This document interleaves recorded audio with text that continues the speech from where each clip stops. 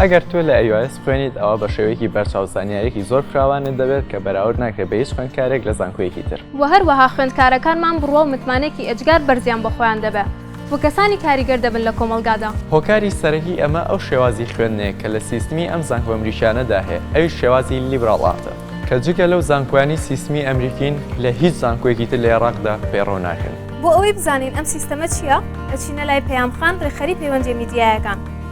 سیستەمی لیبرال ئارت یاخود هونەری ئازاد لە زانکۆی ئەمریکی واتە تۆی فێرخواست تەنها لە یەک بوارە تایبەتمەندی وەرناگری، بەڵکو زانیاری دەبێت لەسەر چەندەها بواری زیاتر.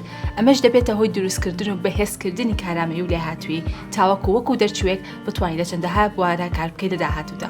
جگە لە بڕوانامە سەرەکیەکەت تۆی فێرخواست لەم سیستەمەدا دەتوانێت ببی بە خاوەنی بڕوانامەیەکی لاوەکی یان زیاتر، و ئەمەش دەرفەتی کارکردن بەڕووی تۆدا لە جیهانی کاردا زۆر زیاتر دەکات.